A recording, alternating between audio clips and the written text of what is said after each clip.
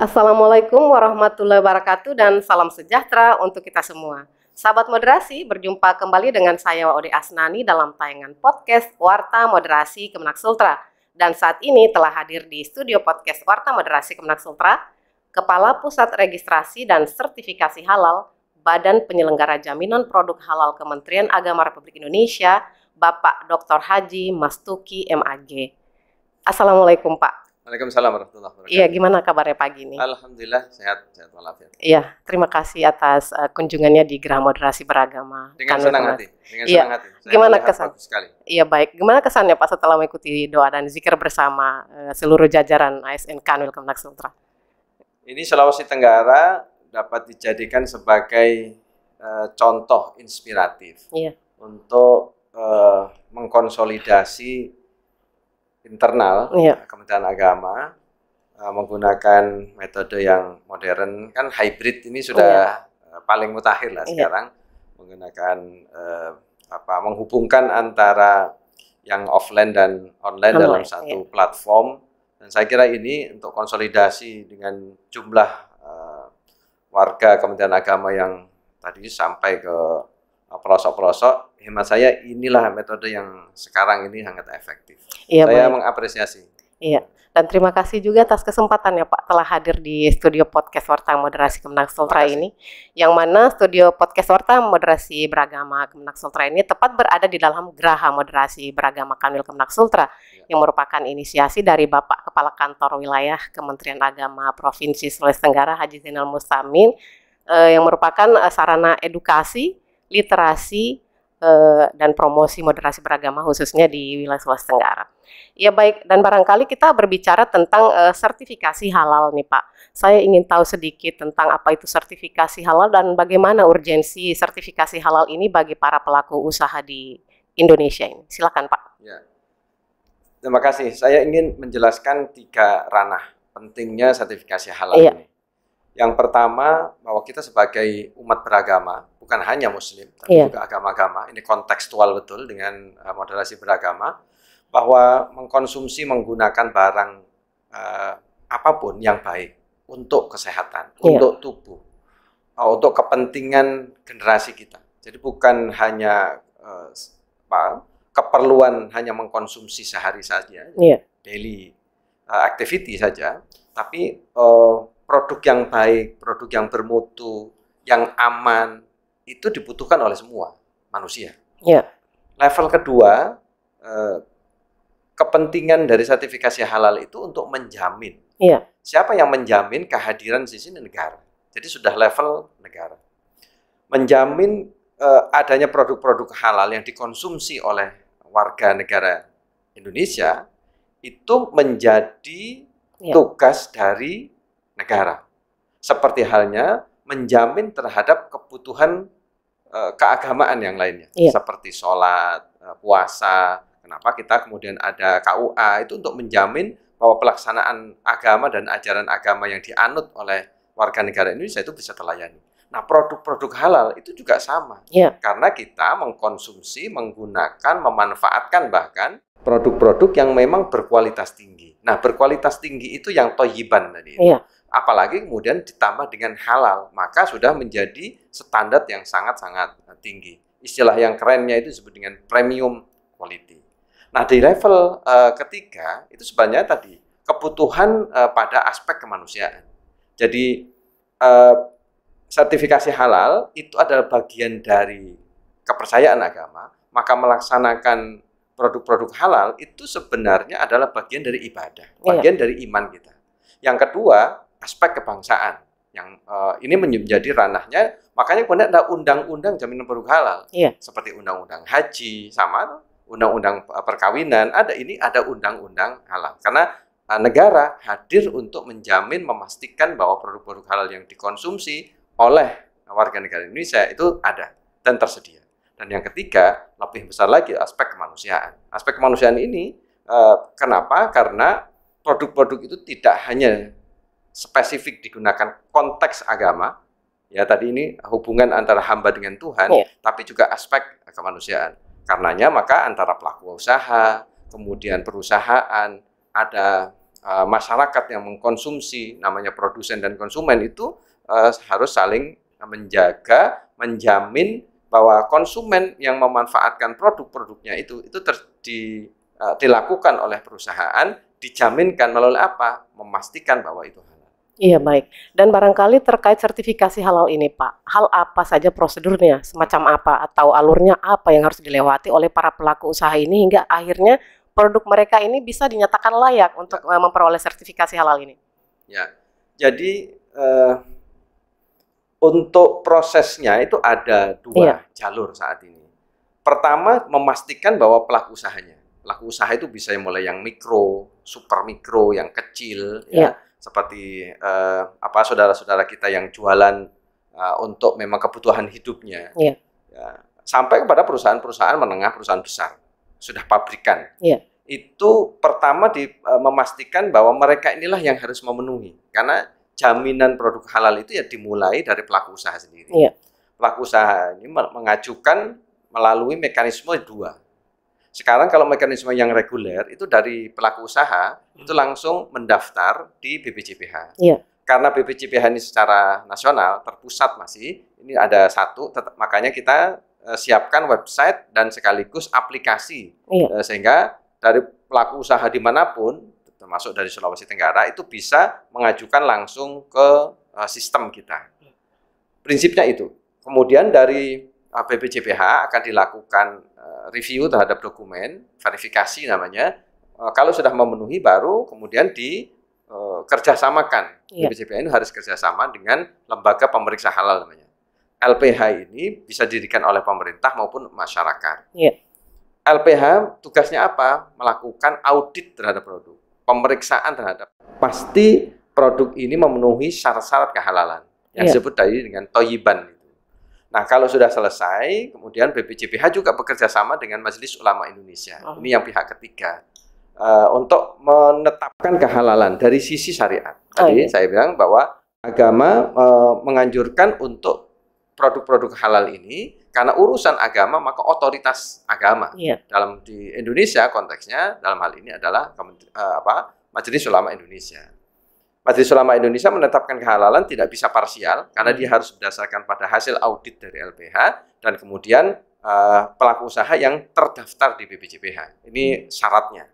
Baru kemudian kalau sudah ditetapkan halal atau tidak halal oleh Majelis Ulama Indonesia, BPJPH menindaklanjuti. Yang halal keluarlah sertifikat halal, yang tidak halal ada keterangan tidak halal. Ini jalur pertama. Jalur yang kedua khusus untuk UMK. Ini bagian dari keberpihakan pemerintah. Untuk usaha-usaha mikro kecil yang usahanya pendapatan per tahunnya tidak lebih dari 500 juta misalnya, itu diberi cara yang berbeda. Mereka istilahnya self declare. Nah, self declare itu sama juga prinsipnya adalah dilakukan oleh pelaku usaha sendiri. Pelaku usaha ini menyatakan bahwa produknya halal, namun harus diverifikasi, divalidasi oleh petugas namanya pendamping proses produk halal. Pendamping-pendamping ini kerjasama BPJPH dengan ormas keagamaan, perguruan tinggi, lembaga-lembaga keagamaan membentuk namanya pendamping BPH untuk memastikan usaha mikro ini memenuhi syarat-syarat halal dan kemudian disampaikan BPJPH. BPJPH melakukan verifikasi memenuhi, kita kerjasamakan dengan Majelis Ulama Indonesia untuk ditetapkan halal atau tidak. Tapi biasanya rata-rata kalau self declare itu karena dipastikan sudah oleh pendamping-pendamping BPH ketika masuk ke Komisi Fatwa memenuhi syarat kemudian keluarlah sertifikat halalnya. Jadi di ujung sama yaitu ketetapan halal kemudian sertifikat halal sama. Baik. Dan kemudian ada yang menarik nih Pak tentang program sertifikasi gratis halal halal gratis bagi 324.834 pelaku UMKM se-Indonesia. Sejauh ini langkah-langkah apa yang dilakukan oleh BPJPH dalam mengkampanyekan sertifikat halal gratis ini dan seperti apa mekanisme yang harus dipenuhi oleh para pelaku usaha ini, Pak? Untuk program sertifikasi halal gratis kita menyebutnya program sahati. Biar sahati semuanya. Baik. Jadi karena ini tidak hanya BPJPH, kami harus menggandeng banyak sekali multi stakeholders. Pemangku kepentingan yang sangat potensial itu salah satunya Pemda. Nah, makanya saya datang ke Sulawesi Tenggara Ini dalam rangka silaturahim dengan Pemda dan juga dengan stakeholders yang ada di Sulawesi Tenggara. Pemda ini memiliki usaha-usaha mikro kecil dan ditangani oleh dinas-dinas terkait di sini. Dan itu mulai dari provinsi, kabupaten, kota. Jumlahnya luar biasa. Di seluruh Indonesia luar biasa besar. Nah, kalau ini bisa disentuh bersama-sama, maka keterlibatan dari Pemda sebagai stakeholders itu kami gandeng untuk memastikan bahwa UMK ini bisa ikut juga serta dalam proses sertifikasi halal. Kenapa? Karena sangat rawan. UMK ini makanan seharian masyarakat kita. Betul, Pak. Kuliner itu sebagiannya ditangani oleh UMK ini. Kalau UMK ini selesai, makanya memang sehati itu hanya digunakan untuk fasilitasi terhadap UMK, bukan untuk yang menengah yang besar. Karena yang menengah yang besar itu sudah punya fasilitas, sudah punya SDM, sudah punya dana dan seterusnya. Makanya kita pemerintah menyiapkan dana untuk subsidi terhadap UMK agar UMK yang mengajukan sertifikasi halal itu betul-betul gratis, tidak membayar.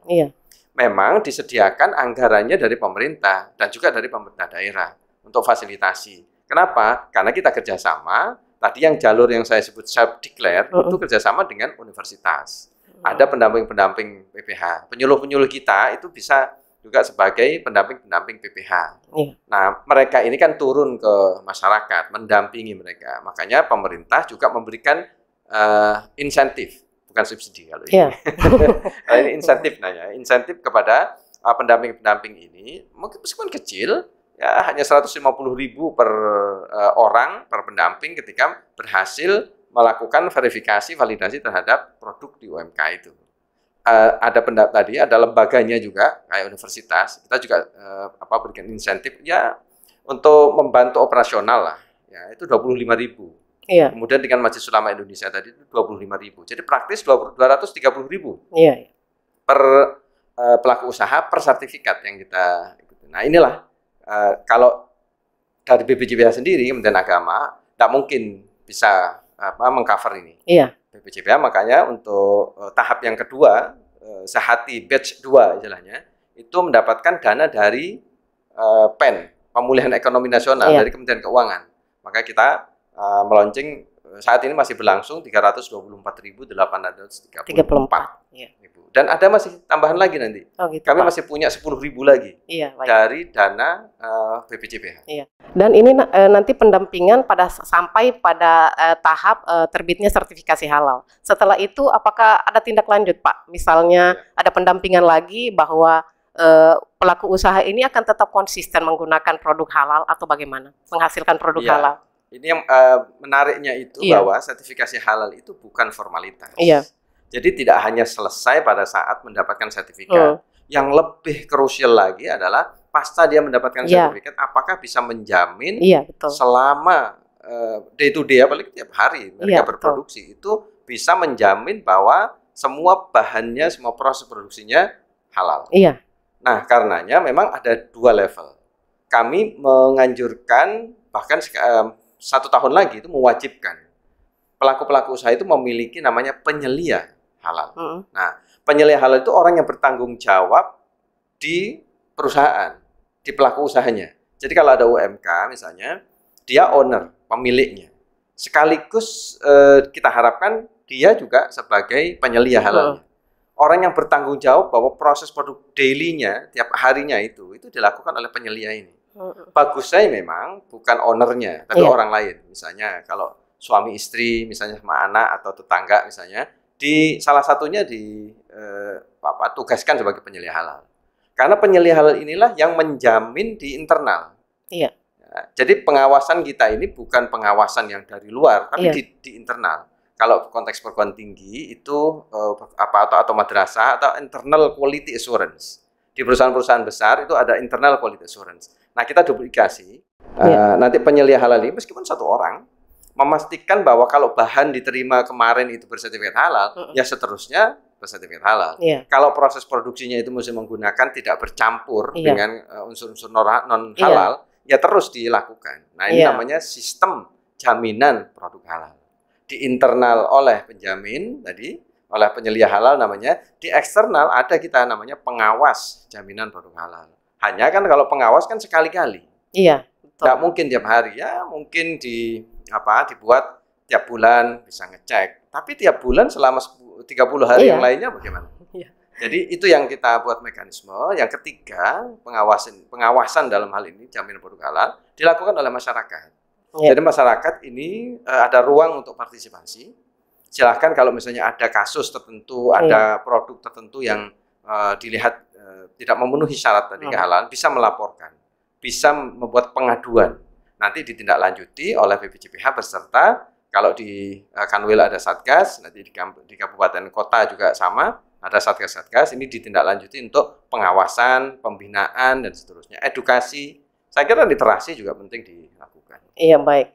Dan bagaimana harapannya ke depan nih Pak tentang sertifikasi produk halal gratis ini, yang merupakan bagian dari upaya pemulihan ekonomi nasional? Target besarnya adalah Indonesia ini sebagai produsen terbesar produk halal dunia. Iya. Itu target besarnya. Untuk bisa ke sana, maka di hulunya harus dibetulin. Di hulunya ini perusahaan, kemudian di tengahnya itu ada sertifikasi halal. Iya. Nah, kalau produk-produk yang digunakan oleh UMK itu sudah bersertifikat halal, itu akan sangat membantu. Misalnya bahan-bahan baku utama yang biasa digunakan untuk kuliner itu kan biasanya minyak, terigu, tepung, garam, misalnya gitu. Ini perusahaan-perusahaan besar biasanya. Hulunya ini sudah selesaikan. Termasuk dengan perguruan tinggi kita membuat semacam project, piloting, penelitian dan seterusnya. Ini selesai. Di perusahaan juga dilakukan untuk inovasi produk. Iya. Nah, kemudian nanti kalau ini sudah, maka bersama-sama dengan pelaku-pelaku usaha mikro tadi, yang ini jumlahnya banyak, mendorong agar bersertifikat halal, maka melalui BPJPH. BPJPH itu posisi di tengah. Iya. Di posisi antara. Karena setelah itu produk ini akan masuk ke pasar. Namanya hilir. Iya. Market, ekspor, impor, segala macam itu ada di sini. Masuk ke pameran misalnya ikut, itu di hilir. Jadi kalau sudah bersertifikat halal itu akan memudahkan. Jika nanti misalnya ekspor itu ada pencatatan ekspor, menjadi dokumen ekspor, dan salah satunya adalah sertifikat halal. Jadi kita harapkan dengan sertifikasi halal ini di dalam negeri terlayani, masyarakat apalagi Muslim yang itu jadi bagian dari kewajiban agamanya, terjamin ada produk-produk halalnya, tapi sebagai industri. Karena sekarang sudah bukan hanya soal keagamaan, ini sudah menjadi industri, menjadi bagian dari penguatan ekonomi, pemulihan ekonomi, menjadi halal, ini menjadi distingsi, menjadi salah satu nilai tambah, added values dari Indonesia, dan juga bagi kita sendiri, untuk memastikan bahwa produk-produk yang akan kita ekspor ke luar negeri, itu sudah bersertifikat halal, mulai dari hulu sampai kepada hilirnya ini selesai. Iya, baik. Menarik sekali, Pak. Ya. Dan tadi setelah melihat-lihat Geraha Moderasi Beragama ini, Pak, barangkali saya ingin tahu sedikit testimoni, Pak, tentang Geraha Moderasi Kemenak Sultra ini. Ya, Geraha Moderasi Beragama ini representatif lah. Pertama, sebagai wadah di mana agama-agama bertemu di sini. Iya. Berbagai keyakinan tentu ini bisa ditambah, karena kita selain agama yang 6 yang diakui, masih ada juga kepercayaan, suku, budaya yang berbeda, dengan bahasa saya kira yang juga berbeda, ini bisa ketemu di sini. Moderasi beragama, meskipun nama agama, tetapi berkaitan dengan unsur-unsur yang lain yang saya sebutkan tadi. Ini representatif. Kemudian yang kedua, ada banyak foto, gambar-gambar yang ditempel di dinding, itu memudahkan orang untuk bisa membaca dan sekaligus menghayati. Meskipun tidak bisa langsung turun, misalnya saya tadi melihat misalnya Masjid Zaitun, Bukit Zaitun. Itu menarik. Saya langsung terinspirasi. Saya sebagai instruktur nasional moderasi beragama terinspirasi. Karena ini unik, tidak ada. Dan saya kira memang real di masyarakat, sebagian besar umat beragama kita itu ya seperti simbol-simbol yang ditunjukkan, seperti tadi masjid Muslim dibangun oleh umat Buddha. Iya. Kemudian falsafah-falsafah yang hidup di berbagai suku, dan itu mencerminkan betapa bahwa kita itu kaya sekali dengan nilai-nilai agama yang menyatukan, bukan memisahkan. Nilai-nilai agama yang digunakan untuk kebinekaan, bukan untuk kemajemukan tapi disekat-sekat. Ada dalam keragaman, ya dalam persatuan. Sejatinya memang masyarakat kita itu representasinya itu yang muncul di dalam simbol-simbol. Tidak mungkin tadi misalnya gereja Katolik berarsitektur Bali. Iya. Itu tidak dibuat dengan nuansa, dengan inspirasi, dengan nilai yang tidak dihayati oleh penganutnya. Tidak mungkin. Iya. Semua misalnya tadi ada masjid dan gereja yang salah satu tembok itu tidak mungkin tiba-tiba hadir dan berdiri begitu tanpa ada nilai di dalamnya. Nah, filosofi, falsafah, nilai-nilai keagamaan yang dianut, yang disebut kemudian tadi itu toleransi, yang kemudian muncul menjadi simbol. Kan orang gampang. Sekarang orang Muslim misalnya, ya simbolnya kalau perempuan menggunakan jilbab, kan lebih mudah ya akui. Bahwa masjid gereja, wihara itu juga simbol keagamaan yang mudah ditangkap, tapi selalulah simbol itu mendasari nilai-nilai yang dihayati oleh pemeluknya. Dia bisa dilepaskan. Saya menggunakan kopiah songkok hitam gini ini secara nasionalisme, ya saya orang Indonesia karena tidak ada di tempat lain yang spesifik. Tapi bahwa seorang Muslim menggunakan songkok kan bukan hanya yang hitam, tapi dengan pakaian hitam, songkok hitam, itu juga merepresentasikan saya nyaman menggunakannya. Seperti halnya saudara-saudara kita menggunakan simbol-simbol juga pakaian yang berbeda-beda. Loh, kalau itu memang sesuatu yang memang di real, faktual memang kondisinya seperti itu, dan itu adalah representasi dari keagamaan, ya memang kita berbeda, nggak bisa disatukan semua harus mungkin. Ya memang kita berbeda, tapi perbedaan yang ada itu bukan untuk disekat-sekat, tapi menjadi kekayaan yang luar biasa. Inilah sejatinya makna moderasi beragama. Iya, baik. Dan tentunya ini juga sesuai dengan tagline yang diusung oleh Kanwil Kemenak Sultra, yakni 3B, bersama, bersatu, bersaudara. Bersatu, bersaudara. Iya, bersama kita bisa, bersatu kita kuat, bersaudara kita rukun. Keren. Baik. Terima kasih atas kehadiran dan bincang-bincangnya, Pak. Terima kasih. Sahabat moderasi, demikian bincang-bincang kita kali ini. Bagi sahabat moderasi yang ingin mengetahui berita dan informasi seputar Kemenak Sultra lainnya, silakan mengunjungi website kami di sultra.kemenak.go.id atau melalui kanal YouTube Warta Kemenak Sultra dan media sosial kami lainnya. Terima kasih atas perhatian Anda dan sampai berjumpa kembali dalam tayangan selanjutnya. Wassalamualaikum warahmatullahi wabarakatuh dan salam 3B. Salam 3B.